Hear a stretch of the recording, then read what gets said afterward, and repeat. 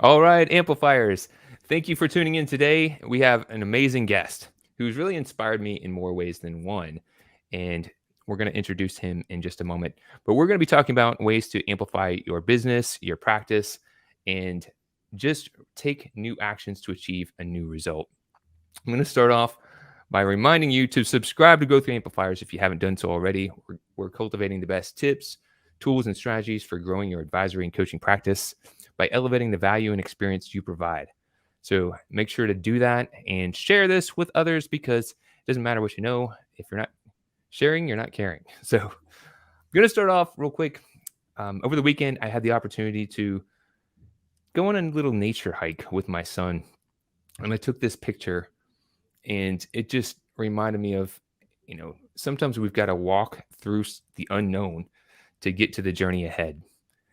And speaking of which, the guy who's going to be joining us in just a moment, I had the opportunity to attend his event 2 years ago during the pandemic, and only had 1 week notice about that. 1 week, I had a client I was working with. She told me about this event that was coming up in Orlando. I live in Jacksonville, and I was like, I definitely need to go check out this event, because she just shared a little bit about the guy, the mission that he's on, and I was totally tuned in. So I attended, and I loved him and his mission so much that I actually started to go to his event on a regular basis. I became a sponsor. I even went through his program, and it helped transform me as an advisor myself. So I know I sound like I'm gushing a little bit, but this guy's an amazing guy, and I'm glad to have him here today. So without further ado, I'd like to introduce Joe Woodard. He's the CEO of Woodard and the Woodard Institute. He's a national trainer and speaker, a published author, and a catalyst of advisor empowerment.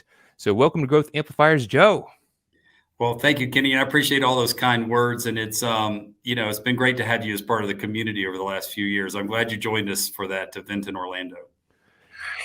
Really cool stuff. And, in the accounting bookkeeper space and advisory world, ever increasingly, you're known as a rock star professional. You're known as an amplifier and a standout.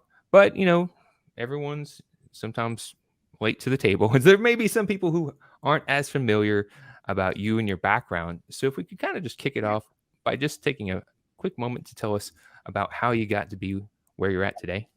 Yeah, absolutely. And of course, everything's a journey in life, right? I mean, a lot of times people emerge on the scene. They're like, wow, that seemed easy to him. And we all know that anybody here who's had measures of success listening in know that what seems like a straight line is a very bumpy roller coaster path. But that bumpy roller coaster path took place over about 20 years, where I was started as a practitioner, as an accountant and bookkeeper, tax preparer. And then I began to train on products, specifically QuickBooks, back in the mid-1990s, back in the desktop days. And then after that, I became known enough that a national trainer recruited me to train on QuickBooks. And after that, Intuit tried to hire me. And when I wouldn't come to work for them, they turned me into a contractor. I like Intuit. I just didn't want to be an employee. They contracted with me. That's now we're going on, I believe, a little over 20 years as a contractor for Intuit as of this year, helping them to build accountant training programs, including their advanced QuickBooks certification launch for QuickBooks Desktop back in the day. I invented their virtual conference model, which endures today. I helped launch their QuickBooks Connect conference by co-producing that for 2 years. And I'm currently under a contract with them right now to do a series of training on moving people from QuickBooks Desktop to QuickBooks Online. So in addition to all of that, of course, we host a show that draws a lot of QuickBooks Pro advisors, but is bigger than that. It's for all accountants and bookkeepers. But that's sort of the latest evolution of this, is that the show that we built for pro advisors, we have now expanded. So this year, we're going to have 8 different general ledger platforms present at the show, including NetSuite, Acumatica, Zoho, Xero, Sage Intacct, Accounting Suite, Patriot Software, and I probably missed one in there somewhere. So it's now become a wider breadth of training and technology exploration. And hot off the press, Kenny, This is the very first time that your listeners will have heard of this because the press release launches today. We are currently the nation's largest accounting technology showcase. And so, yes, very pleased. And I think the big thing that made the difference there was when we broadened into these other accounting platforms, because it just opened up the whole world for us. And I'll just happen to share. Coincidentally, it just happened to be the year after we came as a sponsor, and it just might have some. It was all you, Kenny. Yeah. It's funny. So, no, that's really awesome. And I'll tell you, as you're listening in, I attended. My background is a certified marketing advisor and growth coach, and I attended because clients said, "Hey, this is a really great thing for me, and you'll meet some people." But what I gained from somebody that's not a bookkeeper, an accountant, is connecting with other people that help businesses grow, optimize, and thrive, and learning about their perspective, learning about what they're doing to help a business out. And that's developed into different relationships that has been a win-win. So, um, plus some of the training and speakers at your events are some of the best that I've seen in conferences. So the reason I'm sharing all that is if you're listening in and thinking, I don't know, maybe this sounds like a cool thing, I might want to check it out. I found out about it with 1 week's notice and made it happen. So I'm suggesting that if you're tuning in, the pandemic has lifted up. So consider showing up and checking out this event. And speaking of which, can I just mention one more thing too? Because I know some people are getting last minute flights, and right now, I'm in Denver, not in my hometown of Atlanta. I paid $600 to get to Denver here for some client meetings. I know the prices on these flights can be a little pricey, but what I will tell you is, and our attendees can attest, whatever your investment in the show, if you work the knowledge that you gain at the show, when you get back to your office, believe me, you have to work it, but believe me, you're going to get all of that back and more. So don't let that be a deterrent. One small strategy can change the trajectory of your practice for life. So totally think it's worth it. You're going to make good contacts. You're going to gain transformational knowledge. And we're diving into the big three. So this is the big three we've got today. We're going to be talking about how Joel fuels himself and others to continue to improve and elevate. We're always looking to sharpen the saw. We're going to talk about how to stand out and differentiate from the competition. There's a lot of different noise out there. There's some people who are just putting noise, and there are some real authentic people, and we want to make sure that we're standing out so that people are taking the right actions. And then how do you craft a memorable experience for your attendees or your customers? So we want to create a memorable experience so that people can realize the value that we provide and cultivate transformation. So without further ado, Joe, this is a great question. Wrong screen. This is a great question for you. How do you fuel yourself to continue to improve and elevate? You're constantly always growing and updating. And how do you do this for yourself? And then what would you recommend for others? Okay, so there are several different ways, but I'm going to start with the one that's that I deploy the most often. Mm-hmm. I try to do it on a daily basis, and it has one of the greatest impacts, and that is to read. If you are, I know it sounds very simplistic, right? But you ask the question, and sometimes it's a simple answer. I prioritize the assimilation of knowledge and ideas through reading. And the key is, because if it had to be, a Kindle book where I had to pull out a device and I had to set the time aside and I had to actually focus on the reading of the words, then I would not read nearly as much.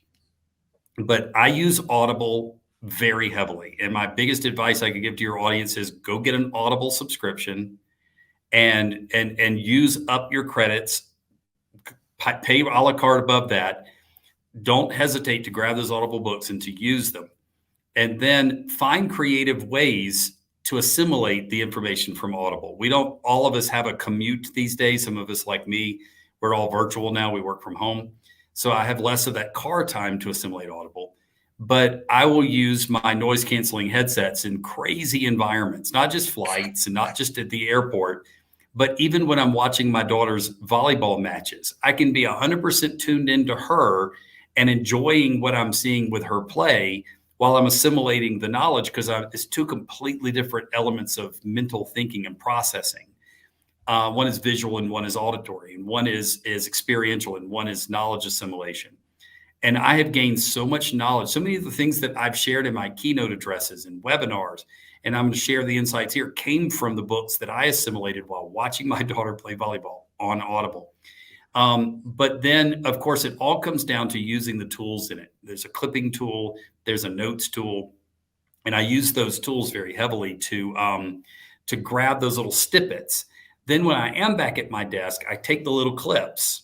I grab the clips and I add contextualization and notes to them. If you miss that part, the long-term retention of what you've assimilated and the contextualization of what you've assimilated won't happen, and you'll never make it actionable. And I think that's the biggest mistake people read, however they digest the reading. Now, you can also use Audible as a way of screening the books that are worthy of buying.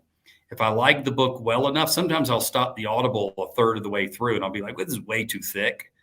Let me go get the book. This is the sort of thing I need to doodle in the sides and highlight and come back and reference. I still do it on Kindle because I live in the 21st century. I don't buy books, but the point is it's all done there, and Kindle lets me take notes and contextualize as I go. If your readers want a place to start, I would start with the writings of Patrick Lencioni, anything that he's written. But the advantage, if you're new to him, is a great place to start. I also maximize human interactions. Now, my wife would tell you I have no friends, and it's funny because in a way she's true. Unlike her, I'm not a social butterfly in our homeowners association. I'm not part of the athletic community in our club, those sorts of things. But all of my relationships just happen to be within my business segments. People like you, Kenny, that I'm work-life harmonized. So my friends and my business associates, it's all just one thing. It's one community, right? And so what I do is I maximize those touches. I prioritize face-to-face interactions. Even if I'm not speaking at a show, I go. Thank you. I'm not speaking at AICPA Engage, and I'm going to be there in 2 weeks.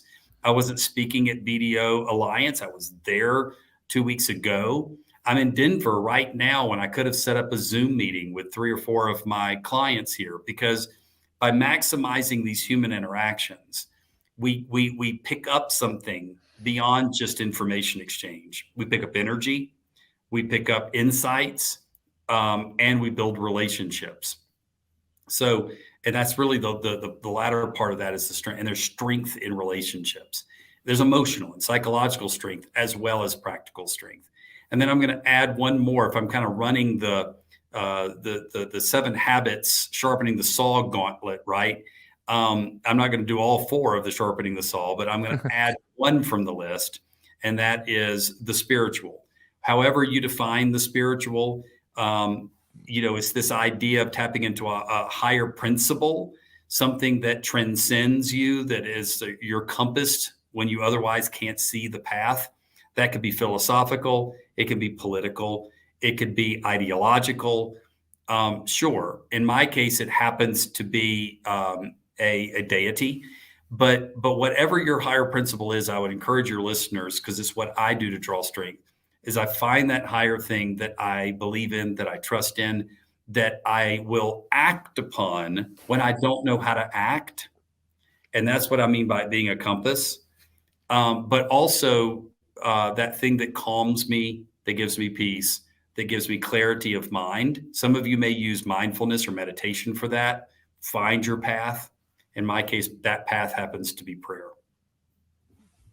I love that. And it's an important part. I was going through the program I took with you last year. You were teaching the program, Operational Advisory, in the Woodard Institute. And you introduced to me the book, Positive Intelligence by Shazad Sharmin. Great book. Really great book. And actually picked up a copy and then went through the Positive Intelligence program and am working to become certified with Positive Intelligence, because I'm sharing this with those who are tuning in, because it's so important to have strong mental fitness. I think for the longest time, I was missing that component when helping others out. because I could give them the strategies and proven systems. But if they don't have the right mindset, if they're not having strong mental fitness, then they're missing the leverage that they could have Mhm. in that opportunity. So thank you for That's sharing another that. great book recommendation. It's one of the books that had a big impact on me. It's called Positive Intelligence. That's correct. So thank you very much, Joe, for sharing that with me. And a reminder, if you're tuning in, to subscribe. This is all about taking little steps, little tips like this, little actionable insights to grow. And if you can take something today from this, make sure, as Joe mentioned, you're listening, right? You're listening, you're watching, but don't just listen. Write something down and then actually put it into action. That's how we grow. So, Mm. number two, we're looking at what do you do, Joe, to stand out and differentiate from all the noise and competition out there? There's a lot of different things that people could put their attention and time in. And then not only what do you do, but what do you recommend for others to do when they're trying to get their authentic message out to others? Absolutely. So, and you're right. It's a very crowded profession. Training accountants, bookkeepers, and tax preparers is very crowded in every market in the world. The United States is probably the most concentrated with an oversupply of trainers to meet the demand.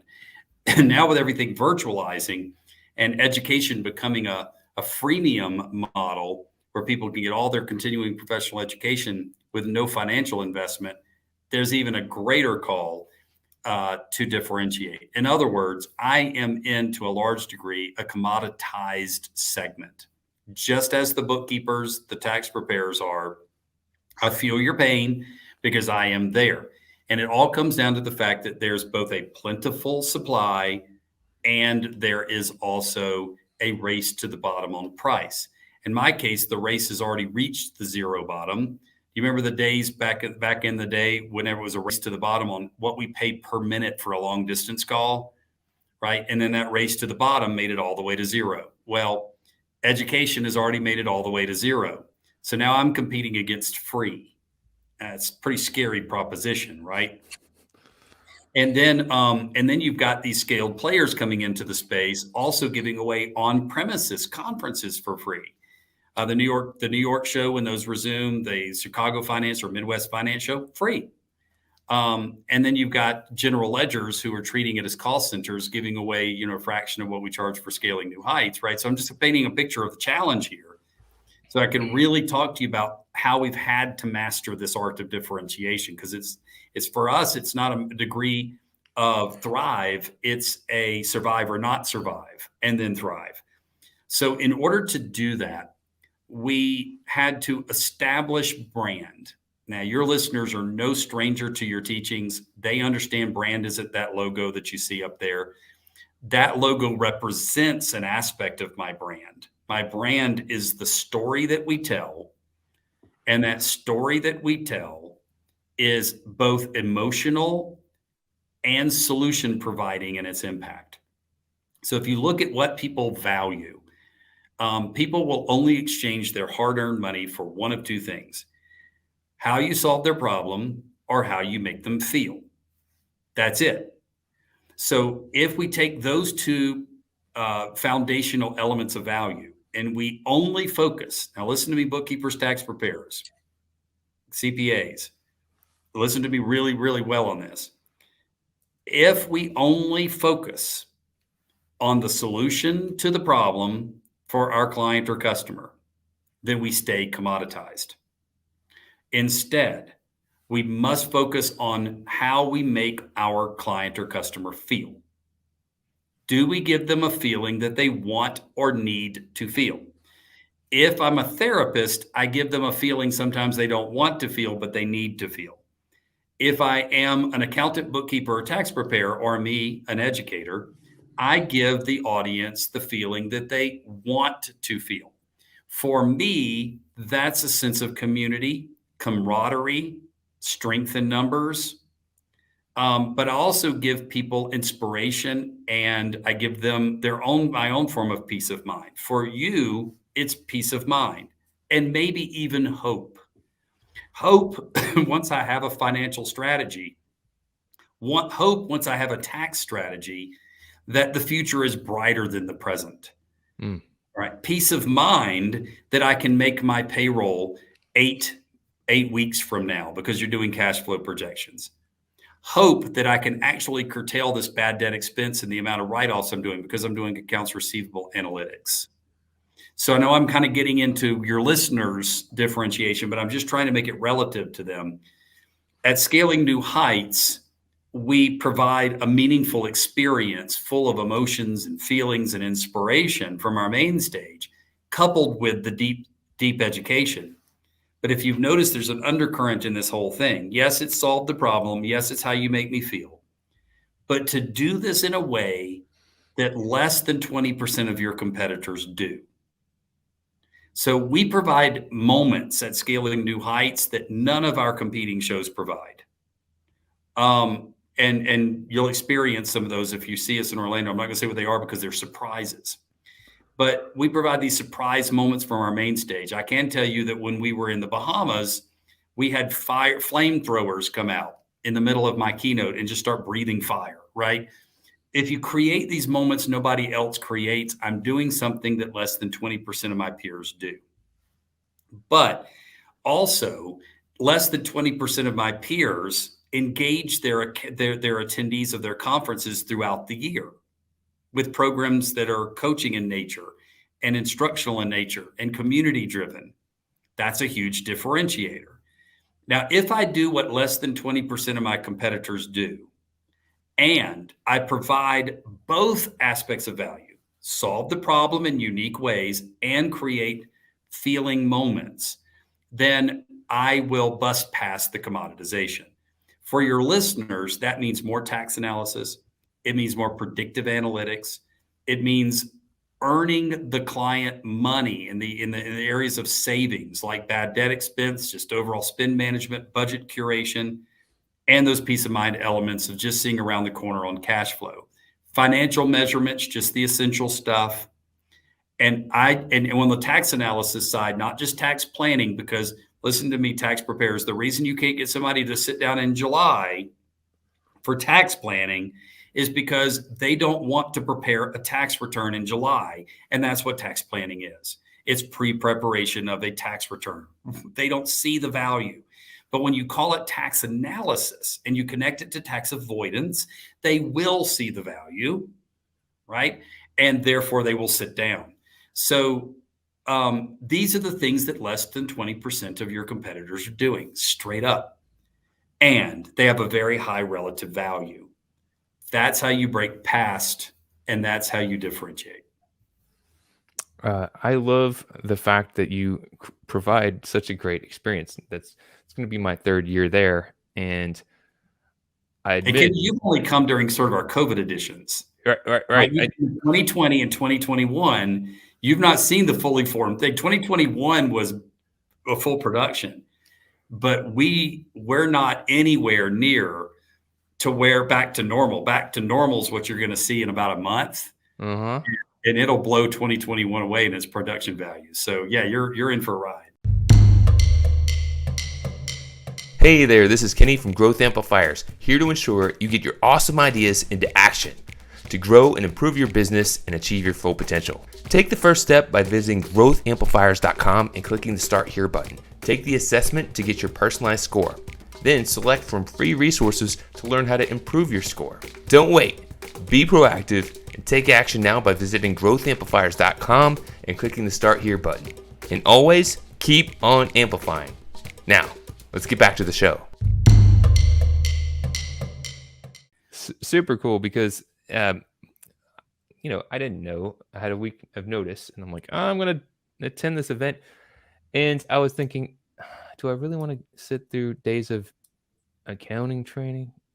And so that was the first thing. But your audience does. Julie Chopa, who's an accountant, was a really good advocate for the program. So I attended, and I was really teased. Even it was the pandemic, and it was limited for that year because of the pandemic. But you had great keynotes, you had great breakouts, workshops, activities, and I was like, this is a great a great And program. I again, felt energized. you saw us at 250 people huddled up, with masks on. So if you were impressed with that iteration, I thank you for that. So it was the attention to detail and how you have a bigger vision of providing transformation. So mm, that really struck a core with me. It's aligned with my vision, and you just have this vision that I subscribe to, and I would encourage others. You want to find someone like Joe who really has a belief in something and can take you from where you're at to where you want to go. well, So you know what? I'm so definitely, glad you mentioned the vision thing. I should have mentioned it in my answer to number two. Discover your vision for your business, which is the intersection of who you are, the change you want to see in the world, and the higher principle you follow. That intersects your company's goals at the discovery of your vision. And when you have vision, you have why. And why is the most important energy in the universe. Manny Torres, scaling new heights in Fort Worth was a great experience. Yeah, we were getting on top of longhorns, going out to a rodeo, really good time. We're in our last question, and you kind of already started this process, but we're talking about creating a different feeling. It's giving somebody the solution to their problems, but also making them feel good. And just what are some of the ways that you've crafted a memorable experience, and then Mhm. maybe someone who maybe isn't putting on a full conference, but they're running a business and they Yeah. have those interactions, and then what can they do to craft a memorable Yeah. experience? So I'll kind of hover a little bit on me, and then I want to get to the tax preparers and the accountants because there's a really big answer to that. So we talked about a little bit of what we do with the meaningful moments and how you make me feel. But the real thrust of scaling new heights, the real reason people come is not the education, it's not the technology exploration, it's not even the inspiration. There's a fourth leg of the stool, and that's community. And yes, all of those things draw, and without them, there wouldn't be a reason for the community to get together. But I hear it over and over and over again. It's the people I meet, and it's the people I already know that I see again. It's the meaningful moments in the hallways, all the way through to the structured meetings that take place over breakfast or lunch or dinner. And I hear more than anything, more than what you said, more than what I heard, or more than what solution I found. The one thing I hear most is who I met at Scaling New Heights and how that relationship changed my practice and my life. And if we will foster community, if we will continue to foster community and the culture of that community, Kenny, that's so important. The culture of Scaling New Heights is so welcoming. We have people of all races, of all faiths, of all political persuasions. It's like a little oasis in the desert of otherwise cultural contention where everybody knows the most important career thing about everybody walking around. And that is that we love our clients and we service them as accountants and bookkeepers. And all of a sudden, it doesn't matter how you voted. And it doesn't matter if you have locks of hair rolling down with Hasidic Jewish garb on. And it doesn't matter if you're male or female or black or white or Asian. What matters at that moment is we're all there to transform small business as small business advisors. It's a unifying energy. And I've heard this. As a matter of fact, it was that Hasidic Jewish community that was brought to tears. There were people that were brought to tears in a world where they are under so much, sometimes violent persecution. And as they were walking around, being who they were, being true to their faith, dressed like they're dressed, their hats covered, the locks of hair, the whole thing, that they felt entirely accepted by everybody who was present at the show was not of that community. There were people coming up to me in the hallways with tears streaming down their eyes. Said, "We have not felt this welcome Wow. outside of Brooklyn, where their community is centralized, in a very, very long time." And it's not just them. That just speaks to our culture, Kenny, that it doesn't matter who you are. We're like a family. We're a neck Mhm. hugging family at Scaling New Heights. And at the end of the day, you ask anybody who's been to the sort of the whole trade show gambit, what's the biggest difference? And that's what they'll tell you is that Scaling New Heights is a community. Now, what does that mean for you guys? Let me get to where the tax preparers and bookkeepers. It's all about client experience. And the client experience is a technology-driven experience these days. I had a vendor, not a tax preparer, but I had a vendor yesterday want me to provide them with a credit card number. They had no secure online portal with no masked credit card or encrypted credit card processes, no PCI compliance. They sent me an Excel form that I was supposed to fill out, figure out a way to print myself or attach, and then they wanted me to email that to them. Okay, come on, right? That was a really, really bad customer experience. So in order to meet their requirements, I had to fill out the form, print it to PDF, password protect the PDF, place the PDF into our SharePoint, share the file through a SharePoint link, send the password through a completely different medium than we sent the SharePoint link, and then trust that they're going to destroy the document. Okay. Now, I just give you an example because it's fresh. That was a bad customer experience.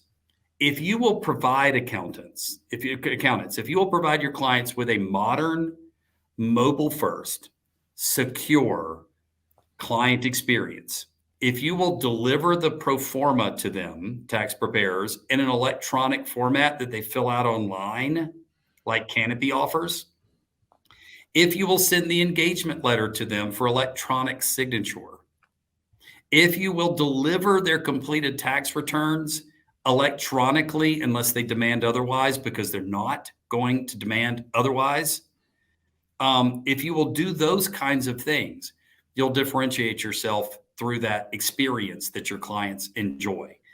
If you will do more Zoom-based tax analysis and tax meetings for tax planning time and for tax preparation time, because they don't want to drive all the way to where your office condo is. They don't want to have to come all the way through and go up the elevator and everything else. Yes, I said it was all about face-to-face. They want face-to-face time with you, but invite them to breakfast and talk about the book that you're reading. They don't want to come all the way to your office to do what they can do in a Zoom meeting in 30 minutes. So virtualize what is more transactional and save the face-to-face for what is truly relational. And then in that, make electronic delivery the king. More modern, more secure, more mobile. That's the key. Now, some solutions that will help you get there are Canopy. That's a practice management solution. Liscio, Liscio, for secure client transmission of documents and for chat in a mobile-first environment. Please try to avoid emailing back and forth with your clients. You're going to be one of 1,000 emails they haven't read. But Liscio, Client Hub, those are great mobile-first interfaces. Canopy for practice management, other great practice management tools that have a very strong customer-facing would be a product like Mango Software. But I really like Canopy because it has the electronic pro forma. They can fill out the whole tax organizer online because the last thing they want to do is print it, fill it out with a pen and paper, figure out how to get it back to you, even in return envelope. That's very old school. And also, might I add, very non-secure. So modernize would be the argument, Kenny, here to say that they can differentiate on client experience. Modernize, create a great customer experience.